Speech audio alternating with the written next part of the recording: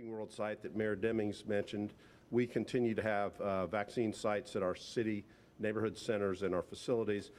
This week, the trailer will be at Tuesday, tomorrow, at the John H. Jackson Center. Wednesday, as Mayor Demings mentioned, Wadeview.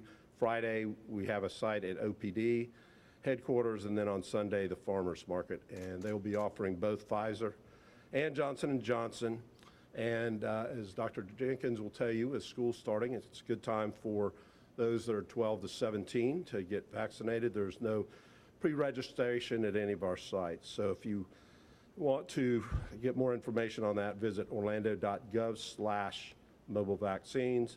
And as to our rental assistance program, we have encumbered $2.7 million, which is about 1/3 of the money that we have available for 550 families.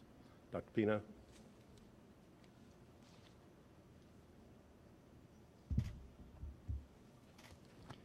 Good morning, everyone. So a lot of information to give out. It could be a little bit of discrepancy between the data that I'm going to give you and the data that the mayor just gave you because I received it on my way here. So didn't have the time to conference with the mayor, but wanted to give you the fresh information that we have, but the difference is not much. So for the total number of cases, we are at 179,192, and our 14-day average as of today is 19.7. We have 1,426 deaths, and the ones that we are reporting today are from the age to 54 to 91, with a median age of 73. Those are 9 additional deaths, 4 female, 5 male.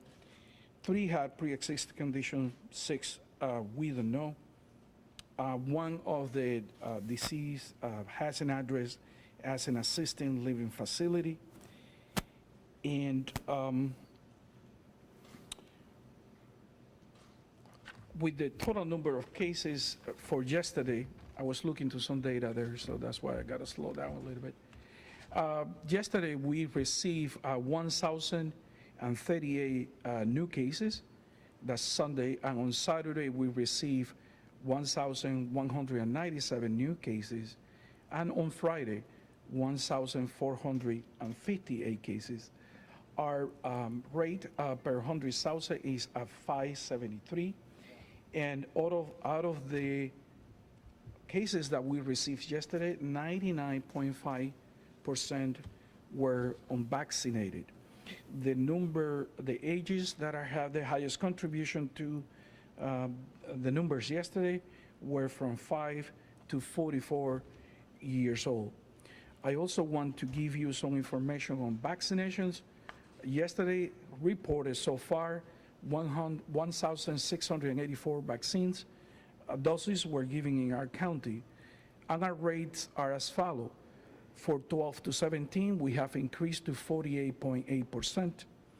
For residents eligible of all between 12 and up, we are at 64.3% for 1 dose, and completion at 54.37%. We also receive guidance from the state with regard to how the protocols are going to be handled for the schools as the school year starts tomorrow. Now, this is the initial guidance. We could receive further guidance to clarify some of the issues here, but this is in general so that the public has an understanding what to expect. And of course, we will be posting these tomorrow in our website. So for students who are positive, this is only for K to 12, as it is in the emergency ruling that we received from the State Surgeon General.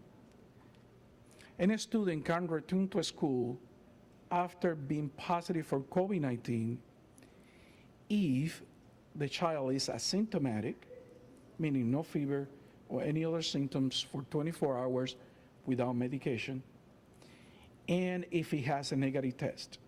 At any point after being diagnosed, if a student has a negative test and is asymptomatic, they can return to school. Now, a student can also return to school after 10 days from being diagnosed. That means coming out of isolation. And students can return to school at any point during the isolation period if they receive a note from a licensed provider on the Florida statute that attests that the child is ready to go back to school.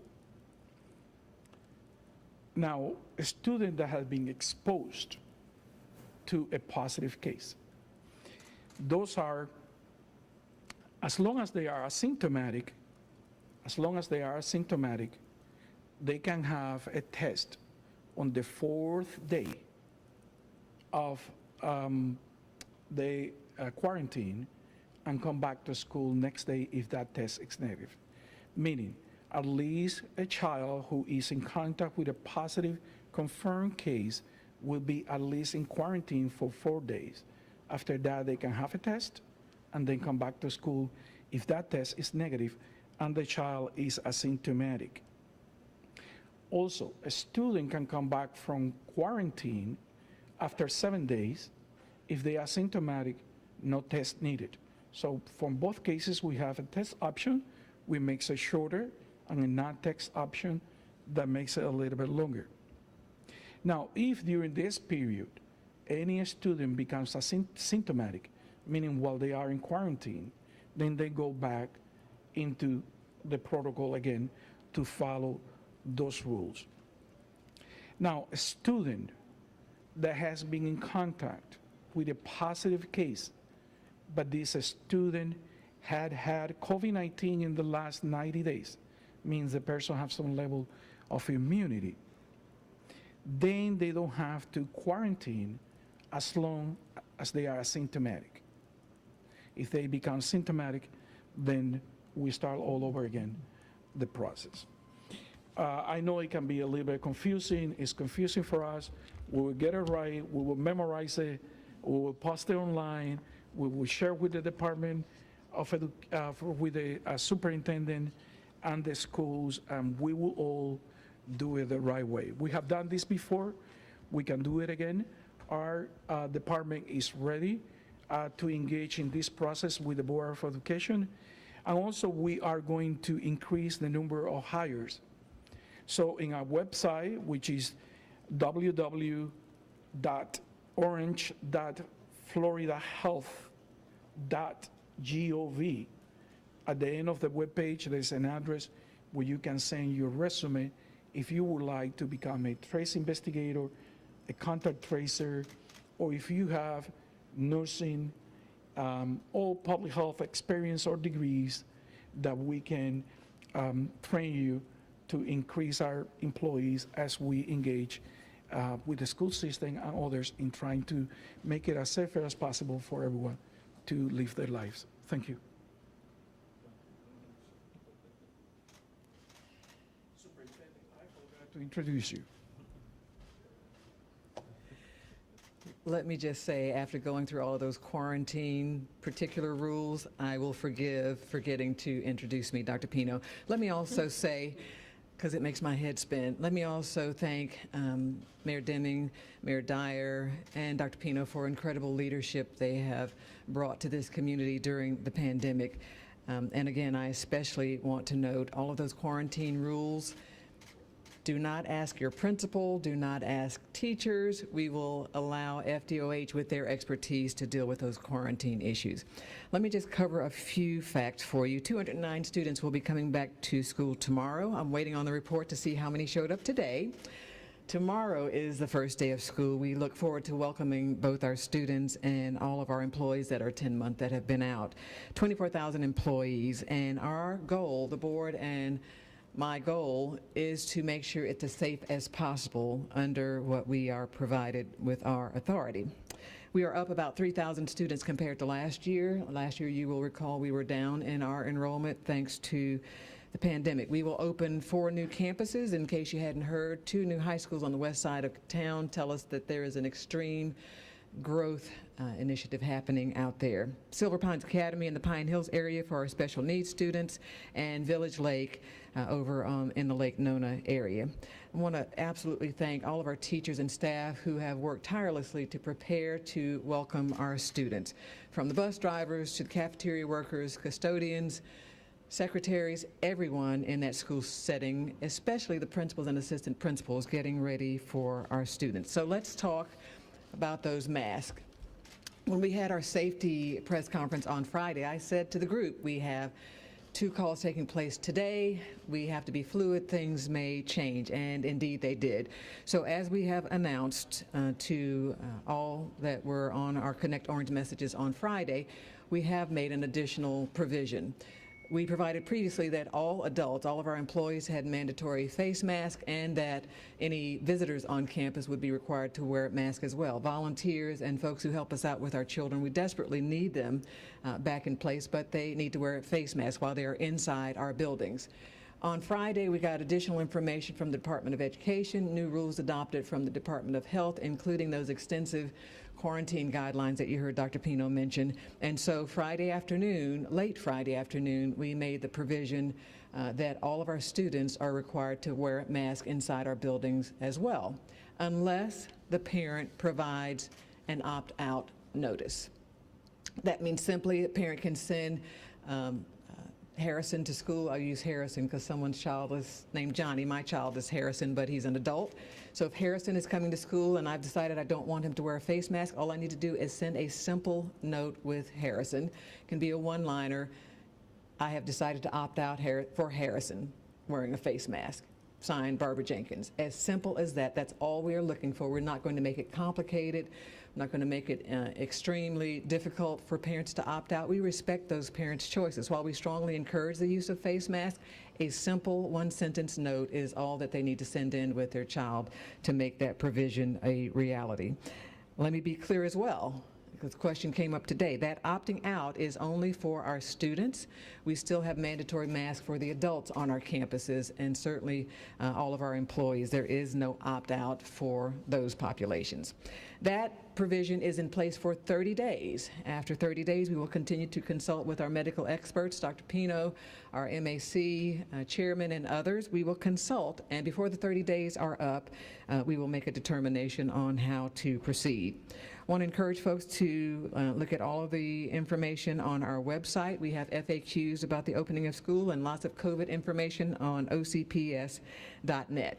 Also want to reinforce we have other provisions, mitigations in place to help keep our schools safe. Certainly the number one request that we have is if a child is not feeling well, please keep them home. Do not send a child to school if they're not feeling well. The best strategy is to keep them at home until we know what's going on. Employees as well, we ask them not to come to school if they are not feeling well. We have frequent cleaning and disinfecting, hand washing, sanitizing, social distancing as feasible. I want to be very clear, we don't have enough space to have everyone 6 feet apart.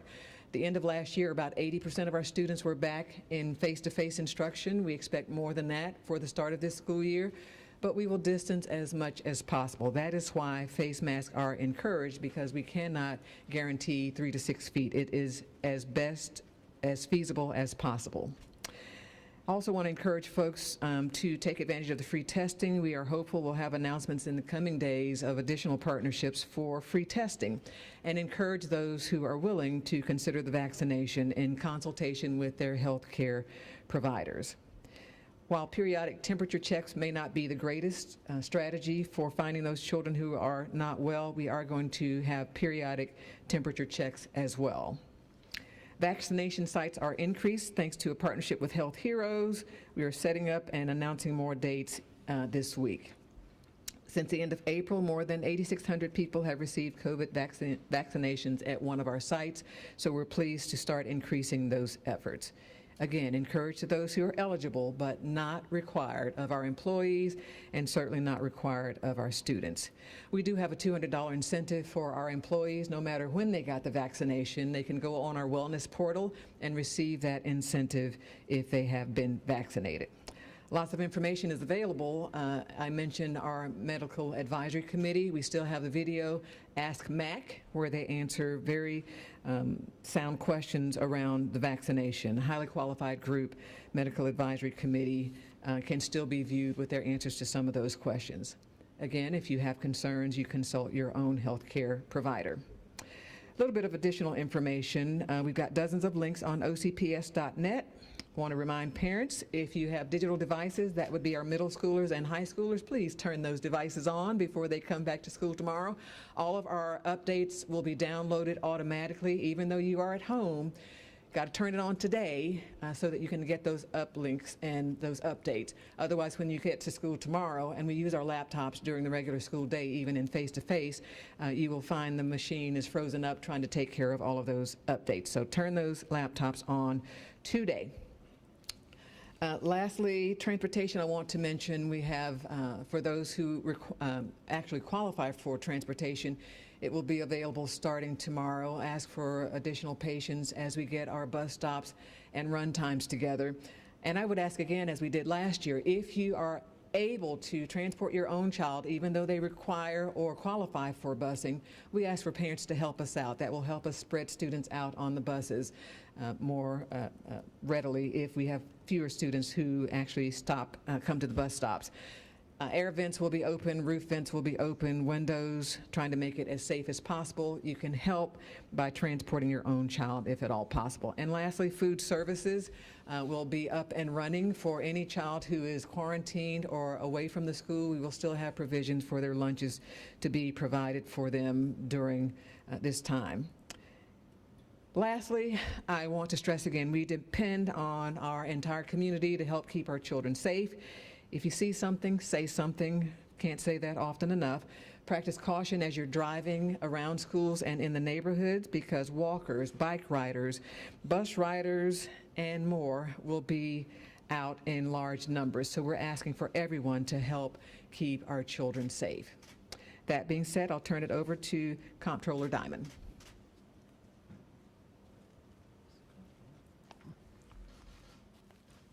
Thank you, Dr. Jenkins. Good morning, everybody. I'm here to report on the June tourist development tax numbers. Bottom line is the numbers were good.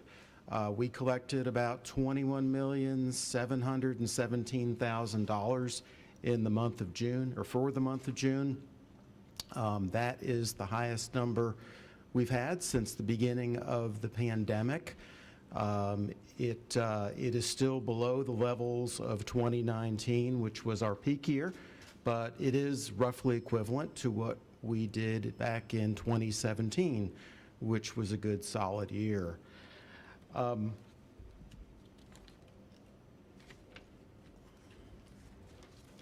the expenditure side, the month of June was the second month in a row where the county did not have to use reserves to offset its TDT spending obligations. As shown in the cash reserve summary, which you all should have, our reserve account increased by about $1.5 million for the month of June. However, even though we added 2 reserves in June, I'd remind you that we've used about $143 million of reserves since the pandemic started.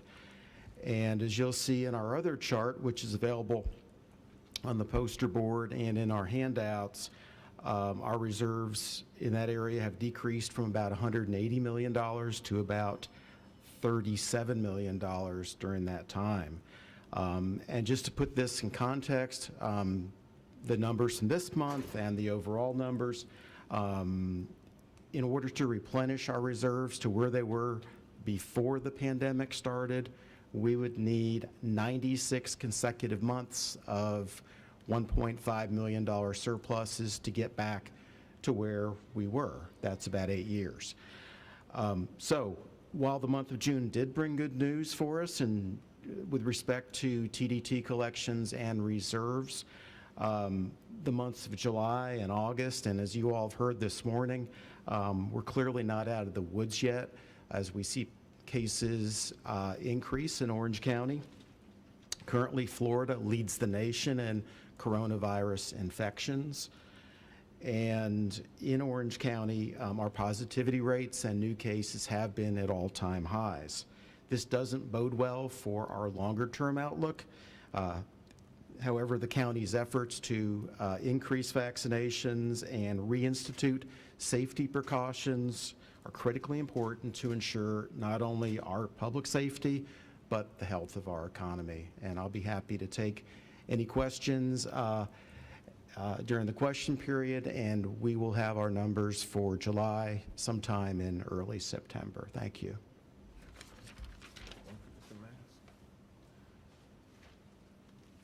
Okay, with that, we are joined today by several of our Orange County Commissioners, Commissioner Nicole Wilson, Commissioner Myra Uribe, and Commissioner Maribel Gomez-Cordero have joined us. Also have Mr. Mark Tester, the Executive Director from our Convention Center, is here. Mr. Ed Torres, our Utilities Director, is here. We also have Director Danny Banks, our Public Safety Director, who has joined us. And then any of the speakers who have spoken at this point are available to respond to any questions. And perhaps towards the end, depending upon their schedule, they'll be available for one-on-ones. So with that, I'll open it up. There will be a microphone that will be moving around so that for television purposes, we'll be able to capture the audio. And with that, we'll open it up for any questions. The mic is here, so.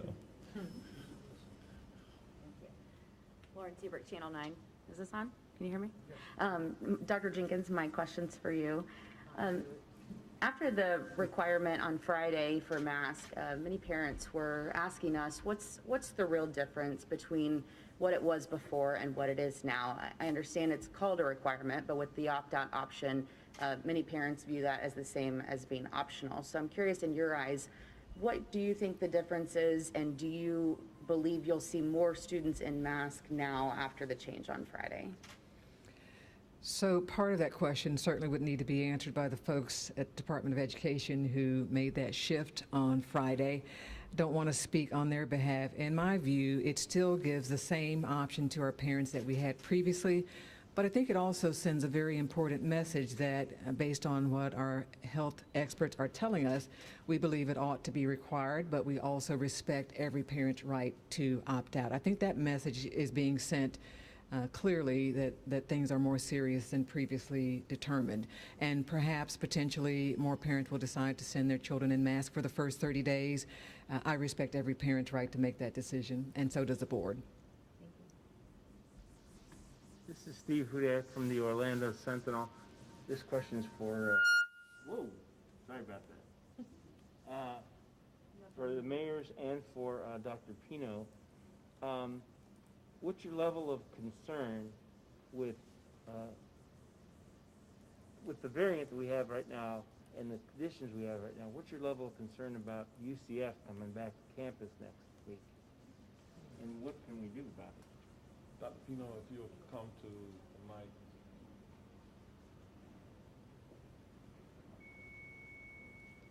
So, the guidance sent by the Department of Education and the Department of Health only apply grade to 12. The concerns with UCF or any other environment where these young people are congregated, it is the same that we always have expressed, that they have to take necessary steps to curtail infections.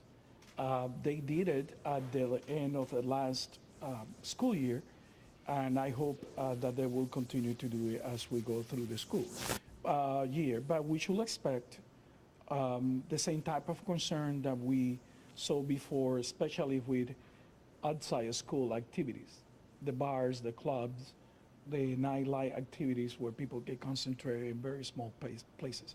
Less concerned about the school itself, but more concerned about the activities of those age groups that are, in environmental highly transmissible variant, what it could happen.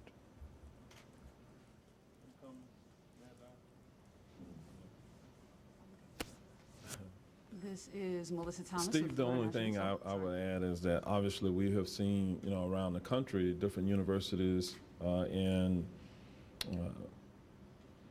high transmission areas making adjustments where they are requiring mandates. I believe that the University of Central Florida is obligated to look at our specific experience here within our community and then make some adjustments. They have to listen to the medical experts. Of course, the University of Central Florida has a med school. They have researchers, and we have relied upon much of the data and the studies that they have done about the transmission of the virus indoors and outdoors. And given the current state of affairs with the Delta variant, some things perhaps have changed, but I'm confident that once they hear from their experts, they'll make the appropriate decision. Okay, and we'll open it up. You got it. All right, so this is Melissa Thomas of Florida National News. This question is actually for Mr. Tester. It's a question about the convention center.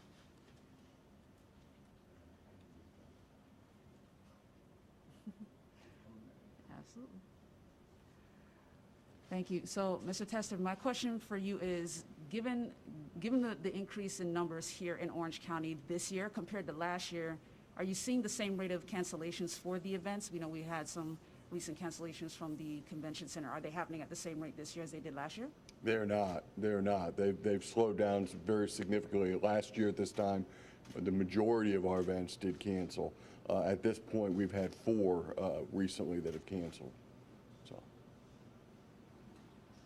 And Melissa, I think that part of the reason there is the fact that a significant portion of our population has been vaccinated at this point. So I believe the state of affairs is different, even though we see the surge that is going on now.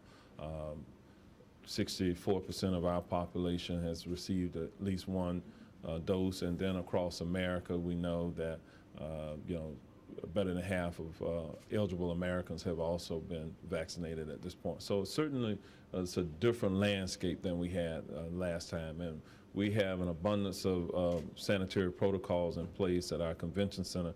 And Mark, correct me if I'm wrong, but all of our shows and show organizers are requiring the wearing of facial coverings, et cetera.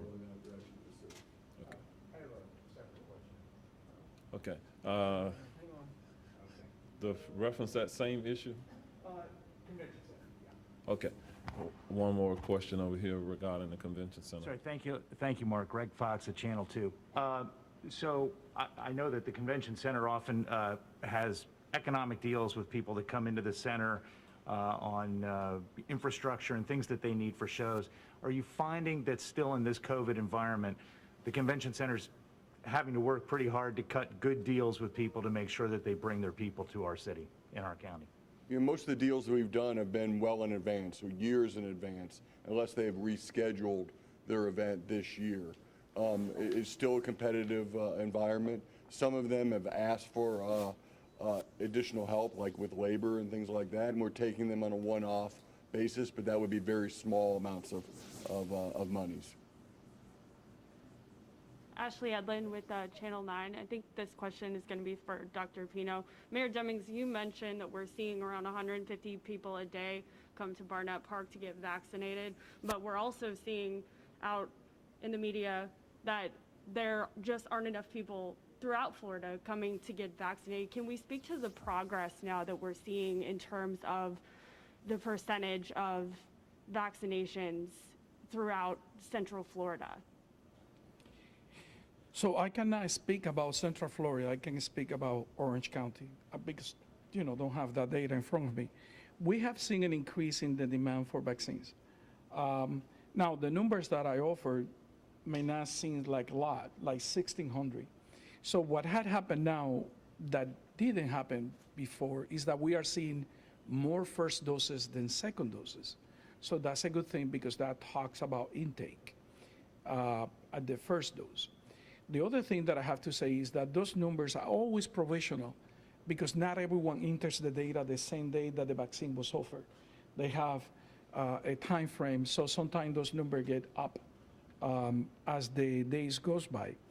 But just to give you an example, our mobile unit that the mayor mentioned where it's going to be has increased from 20, 25 vaccines that we were giving any given day to sometimes 150 with the same unit in locations.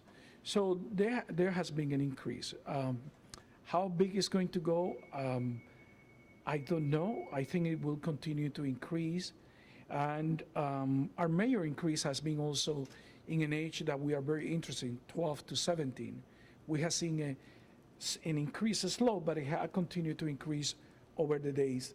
And that's also part to the work that the Board of Education is doing with Florida Hero, Health Hero Florida's, navigating and going through the schools and offering vaccinations at those sites. The only thing I would also add is that one of the reasons why we are moving the vaccinations to Camping World is it helps to relieve the backup at the Barnett Park because we were doing testing and vaccinations there.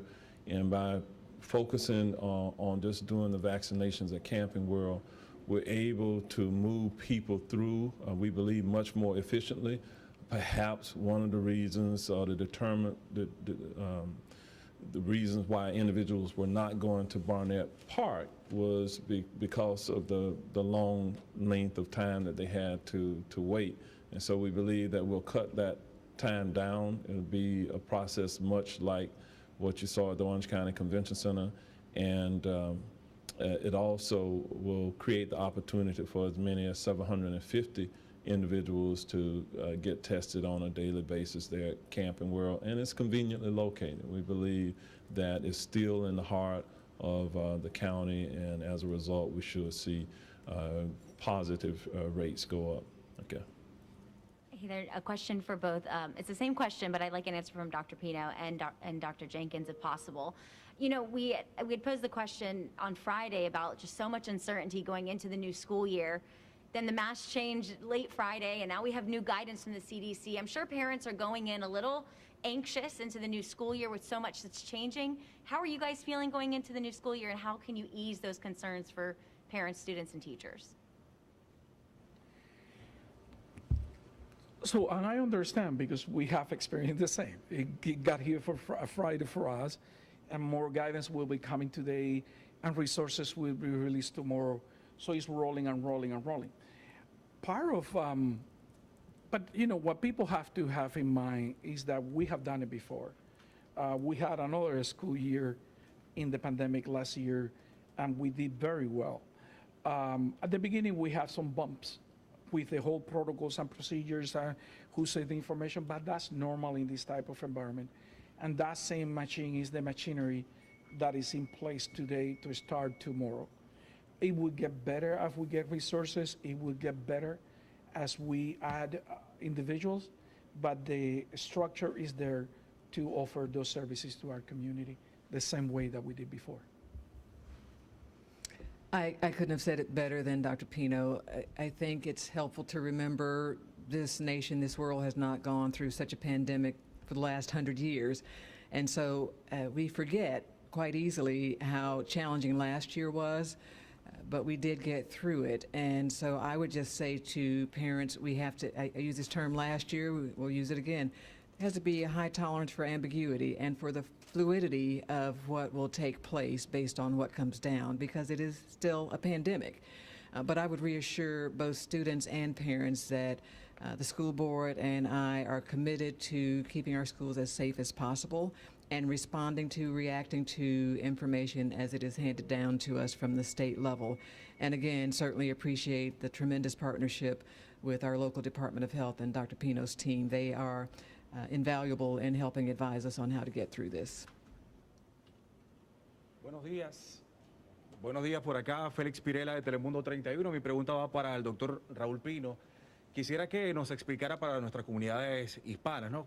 ¿Cuáles van a ser los protocolos que el Departamento de Salud está recomendando para el regreso a clases de los niños, de llegar a darse un infante positivo por COVID-19? ¿Sabes qué? No había pensado en esto en español, así que voy a tenerlo que traducir on the fly. I was saying that it's interesting. I didn't think about this in Spanish, so I may have to translate on the fly. Para nuestra comunidad latina, el viernes recibimos instrucciones del Departamento de Salud del Estado acerca de cómo vamos a manejar los protocolos para aislamiento y cuarentena. En el caso de aislamiento, que se refiere cuando una persona es positiva, entonces un niño que es positivo o que da positivo un resultado puede regresar a la escuela cuando no tiene síntomas por 24 horas, no fiebre, no dolores de cabeza, sin ninguna medicina y tiene un resultado negativo. Esa cualificación ahí no tiene ninguna limitación de tiempo. El niño puede ser 3 días desde que se diagnosticó, tiene la prueba negativa, no tiene síntomas, puede regresar a la escuela. Un niño también puede regresar a la escuela después de 10 días en el aislamiento. Y ese es el protocolo normal sin ninguna prueba requerida, 10 días después del contagio. Y un niño también puede regresar a la escuela si su médico, la enfermera o un proveedor que esté licenciado, de acuerdo a las estructuras en Florida, manda una nota de que el niño está listo para regresar a la escuela.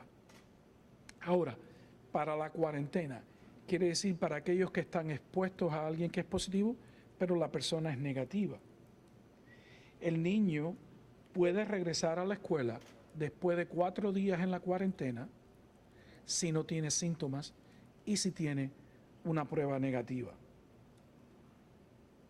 También el niño puede regresar a la escuela si está asintomático y han pasado 7 días desde que se puso en cuarentena. Aquí también tenemos 2, con una prueba, 4 días negativa, y sin prueba, 7 días. Y también si el niño en cualquier periodo de la cuarentena desarrolla síntomas, tiene que regresar al protocolo y volverlo a iniciar nuevamente de acuerdo con nuestra guía. También los niños que han tenido COVID en los últimos 90 días y se exponen a alguien que es positivo, siempre y cuando no desarrollen síntomas, no tienen que ponerse en cuarentena. Apenas se desarrolle, entonces el protocolo comienza nuevamente. Yo sé que es complicado, pero todo esto va a ser trasladado al español y también lo pondremos en nuestra página. Jeff Allen with Spectrum News 13. This question is for Dr. Pino. It's my understanding Florida is either leading or close to leading the country right now in new pediatric cases of COVID-19. Can you say what you can? I know it sounded like age 5 was the lower end of the age range of cases. Can you detail any other information you can say as far as the new pediatric cases we're seeing and that trend? Are you talking about hospitalized children? Yeah, I don't have currently access to the hospitalization data, although we are receiving constant information from all the hospitals. We are trying to set up that again. It will take a little bit because there's a lot of confidential information in that data that have to be scrubbed before anyone else can see it. There has been an increase in the number of pediatric cases, and to a degree, we were expecting that in the sense that it has happened a little bit earlier because of the Delta variant. We would expect that case will be after starting school, that we will see a bump in the number of cases. I don't know the volume or the occupancy of pediatrics ICU beds, but it continued to be a challenge, of course, and that's why we continue to work directly with the Board of Education and our public schools at the state level and the regional level so that we can provide a safe environment for the kids. But I don't have particular data on hospitalization for children. Okay, the next question for you, Dr. Pino, comes from Jennifer Markel with the El Sentinel newspaper, and her question is, Florida COVID cases have become a huge concern for many, including Dr. Antonia Colello, a Puerto Rican physician and public health administrator who served as 14th Surgeon General of the United States. Today, she urged Puerto Ricans not to travel to Florida as it has become the epicenter of the pandemic. Many people from Florida travel back and forth to the island as well, becoming a huge risk of transmission. What is the take on the situation from a medical point of view? So there are risks to any travel to any place that is experienced the pandemic, not just Florida. We may have more cases today. It could be someone else tomorrow. The pandemic, as we learned in the past wave, doesn't perform the same way in every single state all at the same time. Meaning we could be the highest today, it could be Connecticut in 10 days. Saying Connecticut because I'm from there. But it could happen to anyone. With regard to travel, there are guidance in place by the federal government on how to safely travel. So as long as people follow those guidance, I think they can safely travel anywhere. But that's an individual decision that individual have to make. If you are vaccinated, it's an easier decision. If you are not vaccinated, there are some additional safety measures that you may have to put in place yourself to travel safely. The next question for you, Mayor Demings, is from Ryan Lynch from the Orlando Business Journal. Hope you're doing well. For employers who may still be remote, do you expect the Delta variant to push return to office dates? I have no way of knowing the answer to that question.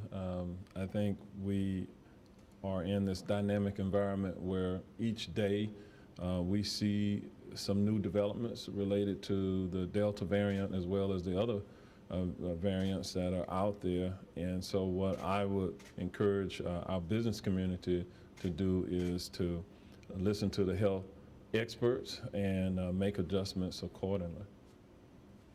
Question is for Dr. Jenkins, coming from Eric Mock with News 13. Dr. Jenkins, he asks if parents can opt out of the mask mandate, what has really changed since the board had made them optional? And do you think it adequately will help control the spread? So I think I may have answered that. Let me just try it one more time. So we believe, first of all, I cannot speak to what Department of Education, Department of Health at the state level had in mind when they made that adjustment on Friday. We nonetheless are held to those rules, those laws, those guidelines. I suspect that the implication might be a required face mask with an opt-out places a greater requirement on those who want to opt out, that they have to proactively make that statement that they wish to opt out. My guess is that's sending a subliminal message that our concerns around the Delta variant and COVID-19 are growing or more severe than what may have previously prompted face mask optional to becoming face mask required with an opt-out. All of the particulars around what thinking went into that provision by the state, I would have to let someone from Tallahassee answer. Let me also mention that our parents, anyone who's curious, always go to our website, ocps.net. You can get information there. We will be using social media.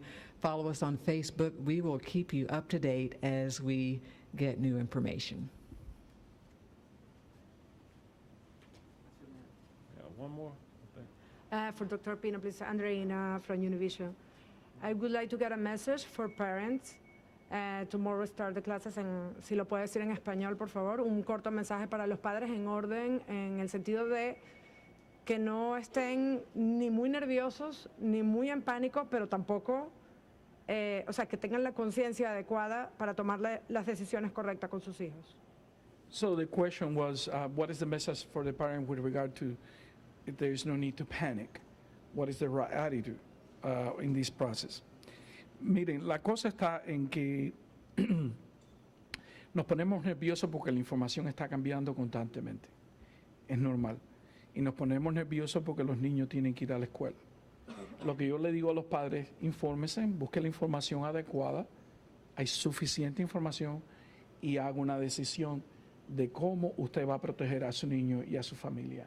Es una decisión familiar, evidentemente, con este opt-out, y las personas tienen que decidir lo que es mejor para ellos. Lo que a mí me preocupa con las familias nuestras es que vivimos muchos en una misma casa, muchas generaciones. La abuela, el tío y todo el mundo vive. Y es muy rico tenerlo así, pero también genera la preocupación de cómo vamos a proteger a las personas adultas que tal vez estén en la casa y no estén vacunadas. What I said in Spanish with regard to the attitude is that we understand why people get confused and maybe a little bit of anxiety, and in some cases even more than that. It's just inform yourself, make the right decision for you and your family, and how you are going to protect your family and everyone else. And the first choice is always get vaccinated if you have the choice to be vaccinated, if you are in the age group. But also, you know, our concern with Latinos and other community of color is also that we tend to be in multi-generational homes. And we can not only think about the child, but we have to think about the elderly people that may live in the house with pre-existing condition. And by vaccinating everyone in the house that is eligible, we can protect that child that is not eligible for vaccination yet. So that's another tool too. Okay, so you heard a lot today, and just this is a big week for us. With 209,000 students returning to school, that is going to create potential new exposures for our community. So you've heard from Dr. Jenkins and you've heard from our healthcare experts. So what I'm going to suggest to everyone is that pay attention to the guidance that will be provided to our community in the coming days, and please protect yourselves. Endeavor to get tested if you feel that you need to get tested. If you want to get vaccinated, we have numerous opportunities that we have shared with you today about getting vaccinated. This is the 147th press briefing that we have done since the beginning of this pandemic.